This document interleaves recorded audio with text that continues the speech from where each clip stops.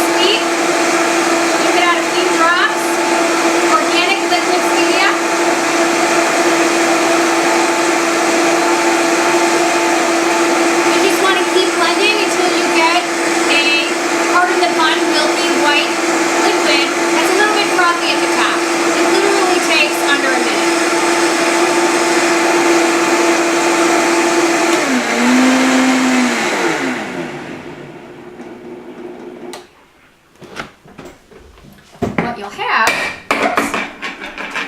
is a nice white frothy looking top. So this is where the magic happens. You're going to need to pick up one of these. This is a nut milk bag. I bought mine at Vitamix, but you can buy them online at Amazon.com, Bed Bath & Beyond, any of those stores. You're going to pour the water and almond mixture into your bag. And what this is going to do is strain it for you so that the only thing that comes out is the liquid, and it separates it and keeps the pulp inside. I like to do this twisty method.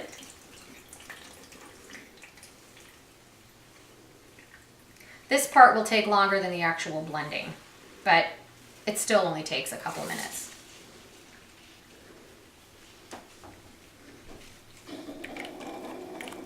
See? Coming out?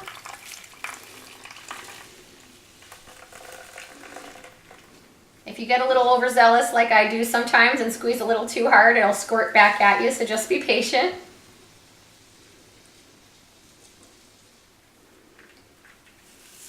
And you want to keep squeezing until you've got just about every drop of liquid out.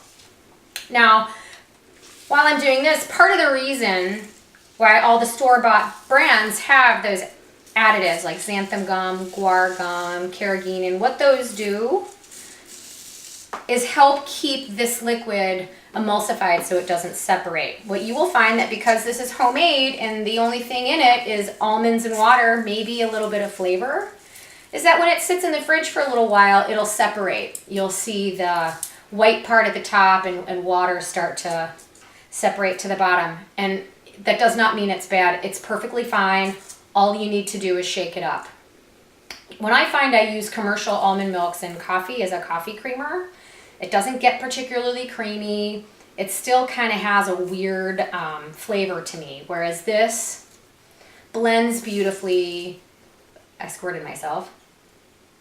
And it has a much creamier consistency and a much creamier taste. So don't be surprised if you see that. There's nothing wrong with this. And this will stay good in your fridge, you know, as long as it's cold,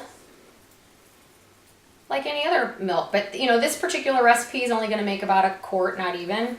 You can double it. I don't know how fast you go through almond milk at your house, but this won't sit in the fridge too long.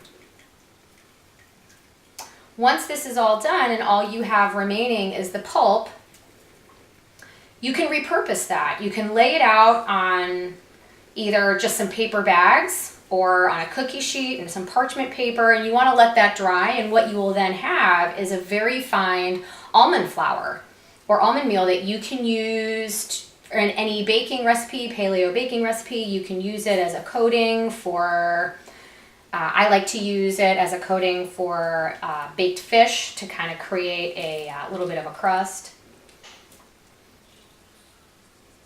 All right, we're almost done. So what you have left here once you've squeezed all the liquid out is a pulp that looks like this. We'll dry that out. I like to store these in just these glass mason jars that I bought at the craft store.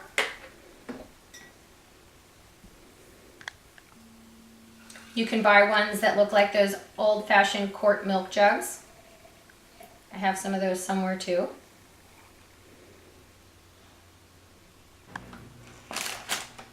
And voila, homemade almond milk. If you have any questions, feel free to reach out to me at momgonepaleo@gmail.com or revolutionhealthcoach@gmail.com. Enjoy.